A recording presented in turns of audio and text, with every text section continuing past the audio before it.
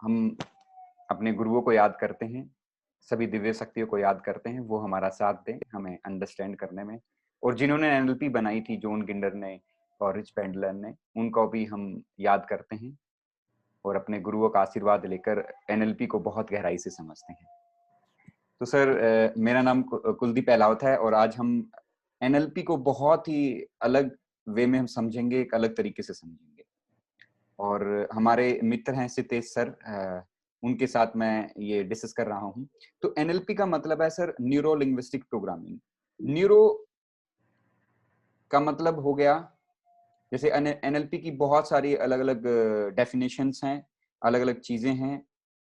तो हम न्यूरो, एक तरह से हम एनएलपी को हम कह सकते हैं कि इट्स ओशियन। मतलब सारी चीजें तो हम नहीं अभी एक इसको समझने में धीरे धीरे हम करते जाएंगे, लेकिन स्टिल मैं बताता हूँ कि एनएलपी क्या है। कि NLP is all about how we program our neurology.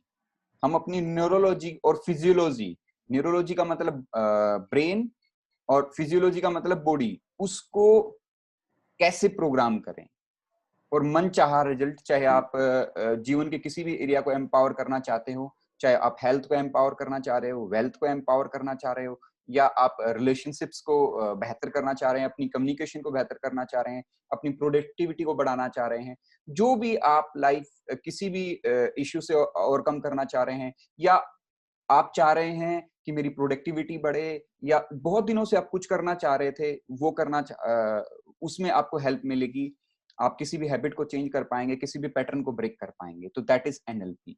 और काफी सारी डेफिनेशंस आप देख पाएंगे यहाँ एनएलपी की अलग अलग हैं। NLP is the study of human communication, अलग अलग हैं, अलग अलग चीजें हैं। NLP is the way of modelling excellence. तो या NLP is the ability to be your best version. हम अपना बेस्ट वर्जन कैसे बने, दैट इज एनएलपी। तो थोड़ा और आगे बढ़ते हैं। तो जैसा कि मैंने बताया है कि न्यूरो मतलब हम अपने दैट्स ऑल, हम कह सकते हैं कि हमारे ब्रेन में अलग अलग मनोवैज्ञानिक अलग अलग न्यूरॉन्स की संख्या बताते हैं। मतलब जितने भी न्यूरॉन्स हैं, उनके बीच में पाथवे क्रिएट करना, दैट इज न्यूरोलॉजी। एल मतलब लैंग्विस्टिक, की हमारा ब्रेन कौन सी लैंग्वेज समझेगा, दैट इज लिंग्विस्ट। पी मतलब प्रोग्राम, हम उन्हें कैसे प्रोग्राम करें, कैसे ऐसे हम थॉट्स डालें, फीलिंग्स डालें, एक्शंस डालें, जिससे कि वो हम मन चाहे जीवन की प्रोग्रामिंग कर पाए। तो दैट इज ऑल, एक स्मॉल इंट्रोडक्शन है एनएलपी का। हम अब थोड़ा आगे बढ़ते हैं। हम इसकी हिस्ट्री पे आते हैं कि किसने एनएलपी को बनाया, कैसे बनी। ये 1970 के दशक की बात है। तो अमेरिका के दो जीनियस व्यक्ति रिच बैंडलन और जॉन गिंडर ने एनएलपी को इजाद किया। और उन्होंने इजाद कैसे किया, उन्होंने जो उस टाइम पे जो फेमस हम कह सकते हैं साइकोलॉजिस्ट थे, जैसे कि वर्जीना थी, मिल्टन एडिक्शन थे, फिटस थे, पैरल। तो इनको, इनकी जो उस टाइम पे जो लोगों की हेल्प कर रहे थे, कौन सी थेरेपिया वो यूज कर रहे थे, उनको उन्होंने मॉडल किया और उन्हीं से एनएलपी की साइंस को विकसित किया। और आज हिस्ट्री आज हमारे सामने है। इसमें काफी एनएलपी आज पूरे वर्ल्ड में टॉप लोग यूज कर रहे हैं। सारे पॉलिटिक्स यूज कर रहे हैं, स्पोर्ट्समैन यूज कर रहे हैं, बिजनेसमैन यूज कर रहे हैं, कॉर्पोरेट हाउस के व्यक्ति यूज कर रहे हैं, इंडिविजुअल व्यक्ति जो अपनी लाइफ को नेक्स्ट लेवल पे ले जाना चाहता है।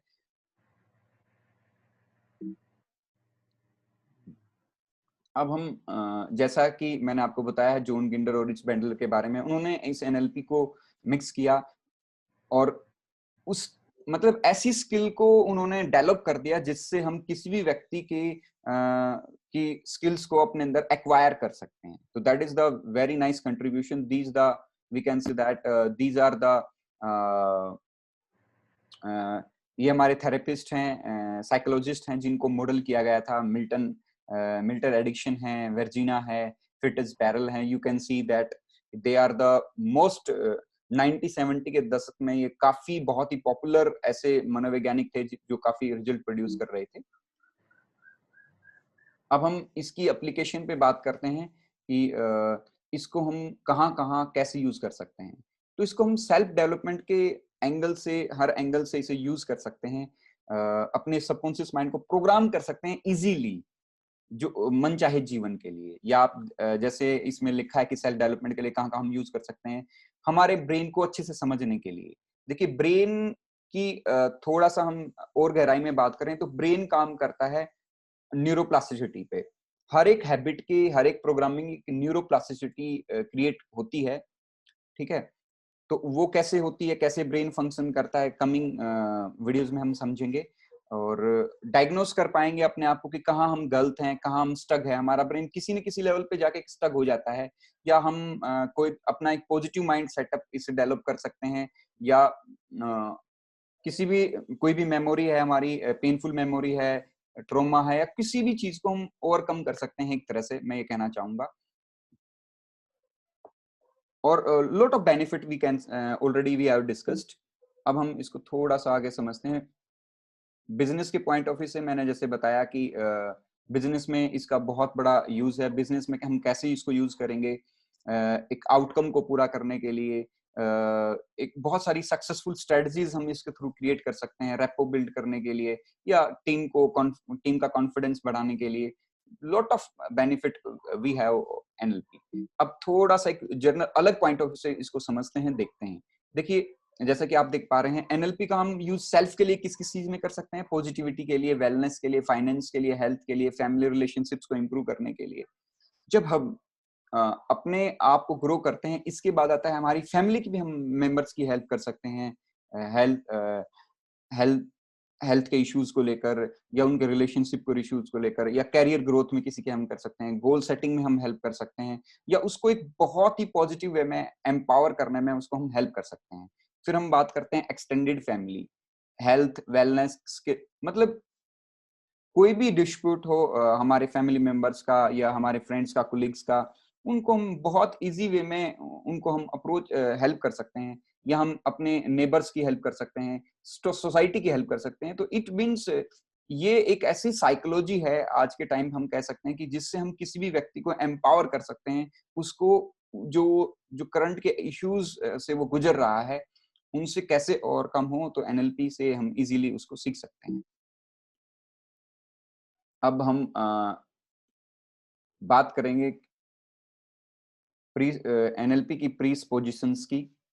देखिए, एनएलपी में सेट ऑफ रूल्स हैं, ऐसे रूल्स हैं जो जो कि हम कह सकते हैं कि यदि हम लाइफ में इंप्लीमेंट करेंगे तो उनका हम अपनी लाइफ को बेहतर ढंग से जी पाएंगे। जैसे mind and body are the part of the same system. मतलब क्या है कि माइंड और बॉडी एक दूसरे से कनेक्टेड हैं। कनेक्टेड का मेरा मतलब है कि जो घटना, कोई भी घटना हमारे बॉडी लेवल पे घटती है, उसका इफेक्ट हमारे ब्रेन पे पड़ता है, और जो भी घटना हमारे ब्रेन के लेवल पे घटती है, उसका इम्पैक्ट हमारी बॉडी पे पड़ता है। और नेक्स्ट इसमें जो प्रीसपोजिशन है, every experience has a structure of VAK। मतलब क्या कि कोई भी घटना हमारे जीवन में घटे, उसका एक स्ट्रक्चर होगा ब्रेन में, VAK की फॉर्म में। मतलब हमारे ब्रेन में वो विजुअल वे में, ऑडिटरी वे में और कैनेस्थेटिक वे में सेव होगी। तीसरी चीज है, if one person can do something, anyone can learn to do it. मतलब एक व्यक्ति यदि एनएलपी को सीख सकता है, उसे अपनी लाइफ में इंप्लीमेंट करके बहुत सारे अच्छे रिजल्ट प्रोड्यूस कर सकता है, तो हम भी एनएलपी को सीख सकते हैं और अपनी लाइफ में उसको इंप्लीमेंट करके बहुत अच्छे रिजल्ट प्रोड्यूस कर सकते हैं, जीवन के जिस एरिया में हम रिजल्ट प्रोड्यूस करना चाहेंगे। नेक्स्ट है, people already have resources they need. हमारे पास वो सारे रिसोर्सेज हैं, जो भी ड्रीम हमने देख लिया है, जो भी हम करना चाहते हैं लाइफ में, उस उसको फुलफिल करने के रिसोर्सेज हमारे चारों तरफ ऑलरेडी मौजूद हैं। हमें बस आंखें खोलनी है, उस पर ध्यान देना है, उस अपॉर्चुनिटी को ग्रैब करना है। नेक्स्ट है, the meaning of communication is the respond you get. मतलब कहने का अर्थ ये है कि जो जिस टाइप का रिस्पॉन्स हम किसी व्यक्ति से हमें मिलता है, मतलब उसी टाइप के कम्युनिकेशन लेवल हमारा उस व्यक्ति के साथ है। तो कम्युनिकेशन को एक बहुत ही बेहतरीन ढंग से सीखने के लिए एनएलपी हमारी बहुत मददगार साबित होगी। नेक्स्ट है, underline every behaviour is a positive intention. जो भी हम बिहेवियर करते हैं, उसका कोई ना कोई पॉजिटिव इंटेंशन हमारी बॉडी लेवल पे या माइंड के लेवल पे होती है। हम बीमार भी पड़ते हैं तो बॉडी इट मीन सिग्नल दे रही है कि हम रेस्ट कम ले रहे हैं या अंदर कुछ ठीक नहीं चल रहा है। तो it means every incident, every response, every action we are taking, that have a positive intention according to us, yeah, according to me. People always make the best choice available to them. हम कह सकते हैं कि हर वक्त एक व्यक्ति जो भी डिसीजन लेता है, जो भी चॉइस करता है, वो बेस्ट से बेस्ट करता है। जैसे किसी जनरली हम एग्जांपल लेते हैं, एक व्यक्ति शराब पीता है, तो उस क्योंकि वो बहुत फ्रस्ट्रेटेड है, बहुत डिप्रेशन में है, या किसी बात को लेकर वो बहुत ही अनकंफर्टेबल फील कर रहा है। अब यदि वो चीज लगातार उसके माइंड में चलेगी तो वो ज्यादा नुकसान देगी। तो वो क्या करता है, शराब पीता है। मतलब उसके ब्रेन के सामने, उसकी बॉडी के सामने, मतलब उसके लिए जो बेस्ट ऑप्शन जो अवेलेबल है रिलैक्सेशन का, दैट इज वही ऑप्शन अवेलेबल है, तो उसी का वो प्रयोग करता है। नेक्स्ट है, if what we are doing is not working, do something else. If जो हम जो कर रहे हैं यदि वो काम नहीं कर रहा है, तो we need to do something else, हमें दूसरा कुछ करना चाहिए। नेक्स्ट है, the map is not territory. मतलब ऊपर वाली लाइन का मैं एक बार दोबारा मतलब समझा देता हूँ कि एक अप्रोच काम नहीं करे तो हम दूसरी अप्रोच लगानी चाहिए। मतलब क्या कि किसी भी प्रॉब्लम को सॉल्यूशन यदि हम कर रहे हैं, लगातार उसको उसे उसके सॉल्यूशन को फाइंड आउट कर रहे हैं, यदि एक अप्रोच काम नहीं कर रहा है, एक तरीका काम नहीं कर रहा है, तो हमें दूसरे तरीके से काम करना चाहिए। Next, the map is not territory, मतलब सम्यक दृष्टि। हमें सम्यक दृष्टि रखने की जरूरत है। चीजें जैसी हैं वैसी हम नहीं देखते हैं, तो हमें अपनी दृष्टि को, मतलब क्या है कि चीजों को एज इट इज देखने की कोशिश करनी चाहिए। घटना जो भी हमारे जीवन में घटे उससे सत्य ग्रहण करने की कोशिश करनी चाहिए। और जैसे कि मैं हर बार एग्जाम्पल देता हूँ, हर घटना हर व्यक्ति के लिए अच्छी नहीं होती, बुरी नहीं होती। जैसे एक व्यक्ति का एक्सीडेंट हो जाता है, तो ये उसकी क्रिटिकल सिचुएशन है, किसी व्यक्ति ने वो नियर डियर, मतलब आसपास के किसी मेडिकल में उसको एडमिट करा देते हैं।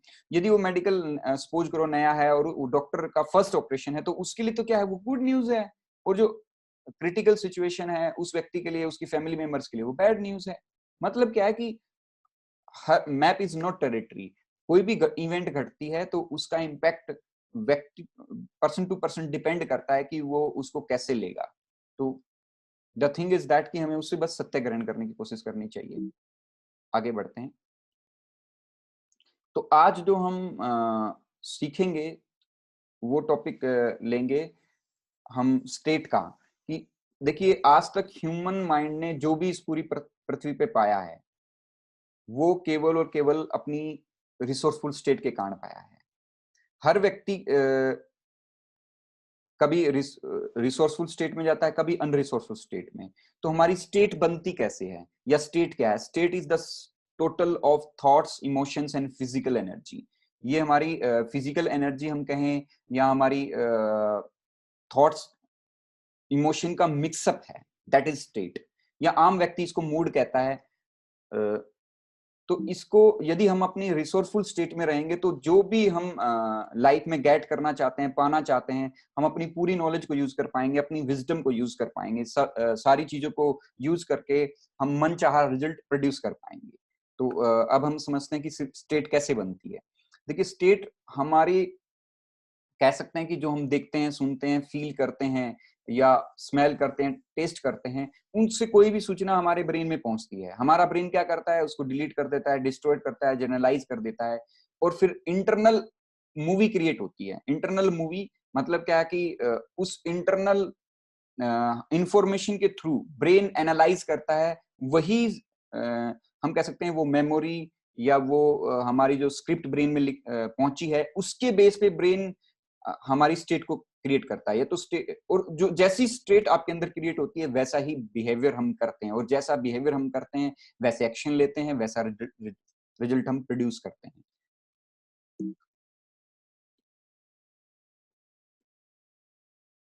आ, तो मनचाही स्टेट को हम क्रिएट करने के लिए एक टेक्निक का प्रयोग करते हैं, जिसका नाम है एज इफ।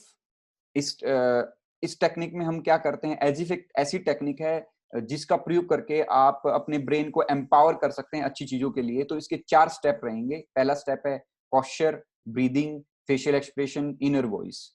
मतलब बाय चेंजिंग इंटरनल रिप्रेजेंटेशन हम अपने मन चाहे जीवन को पा सकते हैं। तो एज इफ बहुत ही अच्छी टेक्निक है, जिसका प्रयोग आप जीवन के किसी भी हम कह सकते हैं किसी भी अचीवमेंट के लिए कर सकते हैं। चाहे वो हेल्थ हो, चाहे वो वेलनेस हो, चाहे वो हैप्पीनेस हो, चाहे वो हम कह सकते हैं मनी हो, या कोई भी इश्यू, लाइफ के इश्यू को हम रिजोल्व कर सकते हैं एज इफ से। और एज इफ के मैंने बताया कि 4 चीजें आपको सबसे पहले हमें अपना पोस्चर चेंज करना है। पोस्चर का मतलब है कि आप वो बदलाव अपनी बॉडी में लाइए कि आप कॉन्फिडेंस होंगे तो आप कैसा फील करेंगे, यदि आप ज्यादा हेल्दी फील करेंगे तो आप कैसे चलेंगे, कैसे आपके चलने का तरीका क्या होगा, बोलने का तरीका क्या होगा, बैठने का तरीका क्या होगा। तो फिजियोलॉजी मतलब बॉडी के लेवल पे जो एक्शंस हैं उनको हम परिवर्तित करेंगे। बॉडी इज द इंटेलिजेंट, मतलब हम शरीर से बुद्धिमान इस पूरी प्रकृति में कुछ नहीं है। ठीक है, क्यों? आप देखिए सारे सिग्नल्स हमें वो पहुंचाती है बॉडी। हमें भूख लगती है तो उसका सिग्नल ब्रेन तक पहुंचाती है, प्यास लगती है तो उसका सिग्नल पहुंचाती है, हर चीज का सिग्नल शरीर में पहुंचाती है। फिर है ब्रीदिंग। ब्रीदिंग का हम कह सकते हैं कि एक विशेष टाइप की सांसों की पद्धति चलती है, हर एक कार्य को वो कंट्रोल करती है। यदि हम लविंग फील कर रहे हैं तो अलग ब्रीदिंग पैटर्न है, यदि हम गुस्से में हैं तो अलग ब्रीदिंग पैटर्न है। यदि हम ऐसा ब्रीदिंग पैटर्न अपना लें जिससे मैं कॉन्फिडेंस से भरता हूं तो आपके अंदर कॉन्फिडेंस की फीलिंग वो जनरेट होती है। नेक्स्ट है फेशियल एक्सप्रेशन, मतलब चेहरे के एक्सप्रेशन। हमारे चेहरे पे 80 हम कह सकते हैं, साइकोलॉजिस्ट कहते हैं मसल्स हैं, एक तरह से मांसपेशियों का हम कह सकते हैं कि एक तरह से एक दूसरे से कनेक्टेड हैं।